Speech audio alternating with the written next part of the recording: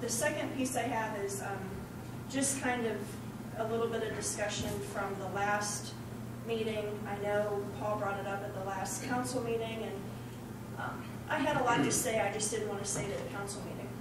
So now that we're at the work session, I know Sarita was there, Megan was there, of course, Paul was there. In my opinion, that's pretty much how a Park and Rec board meeting goes. I mean, I hate to say that, but I don't think we got a lot accomplished. I don't think we ever get a lot accomplished. But you guys chime in, those of you that were there. One of the things that I think, for me, I took away with is I think there's a lot of confusion. A couple of the Park and Rec board members talked about the mayor and about how, council took control away from her, and that, the mayor feels that she has no say-so in Park and Rec. I thought about that a lot. And in my opinion, that is simply not true. When council passed that ordinance in 2013, when they amended the ordinance that was out there, all that did was protect whoever was in the director's position. Looking back on all that, you had Ken in there who left. You then had Bob Strong come in, who was let go. You then had Doug as the interim director for how long? I don't even remember how many months he was the interim director. And I think, I wasn't on council then, but I sat out there and I listened to the conversations that took place. I listened to Mr. Slagle when he talked about it. And that was only to protect the director. That was only to give the director an appeal process in the event that the Park and Rec board wanted to get rid of the director. In no means did that ordinance ever mean to take the authority away from the mayor as far as still overseeing the Park and Rec department. I mean, in my opinion, it's a $3.1 million enterprise. It doesn't use any general fund money. It's a wonderful asset to the city between our parks, our rec center, and our golf course. So where do we go from here? I don't know. I don't know how we fix it, but I do think moving forward, we all have to work together. I don't know, and that includes the Park and Rec board. One of the things I would like to see happen is passing a code of conduct for them. I mean, I think they run their meetings willy-nilly. They're disrespectful to the people that are there. They're disrespectful to us. I know I lost my cool a little bit at the last meeting, but it was, 12 months of being beat up constantly, and it just doesn't continue to get any better.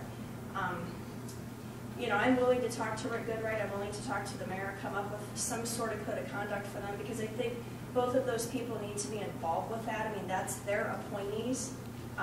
They're ultimately responsible for those people sitting on that board. Shad, did you have? Do we know who's replacing Mark? I do not know. I have not talked to Mark Fortner since early December. And when I talked to him, it's a school board one, and to my knowledge, he hadn't even posted the position yet. So, I don't know that. I'm in agreement with the code of conduct concept. I do believe that they probably already exist. There is. As far as council would concern, because I'm sure there's such things as keeping decorum at a meeting, things of that nature. I think all we would really necessarily have to do is maybe amend the legislation to say that any board member that has violated the rules of decorum, however and whenever we decide, would be caused to have that board member reviewed to be continued as a membership of the board, and then just let whatever Robert's Rule of Order with decorum and everything else be the ruling by, and maybe just adding that line should be able to take care of it. I don't want to be too overreaching though. What we don't want to happen is when board members start doing things as independent, educated leaders in our community that others don't like, that they start getting knocked off. We want them to be insulated enough to be able to retain the position as long as they're acting responsibly. And when they start to act irrationally and lash out, we have a means to be able to take control of the situation. That's a good point, Ed, because there is a quote-unquote code of conduct that does exist in the Park and Rec board handout, but, how is it enforced, I guess, is that, so I like your idea of putting it in legislation, or just adding it to what's there. I did talk to Doug a little bit today.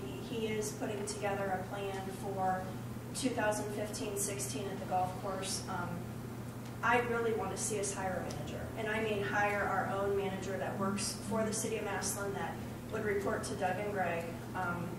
Again, I have nothing to present. I don't have any numbers to support it, but Looking back through my notes, and Larry Slagle reminded me of this, back on May 29th, 2013, there was a 5-member ad hoc committee that the mayor had formed.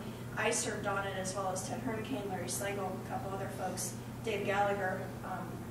We recommended at that time to hire a full-time manager. Again, it was never done. Here we are a year and a half later, still don't have a manager out there. So more to come on that. I certainly will invite Doug, to the next work session to talk about it. Thank you for those of you that went to the meeting, and I also am hoping that the mayor will be involved as well. I mean, I think when you're looking at a budget of that size and assets of that magnitude, we all have to work together and put everything behind us. She cannot turn her back and walk away and not make this a political thing.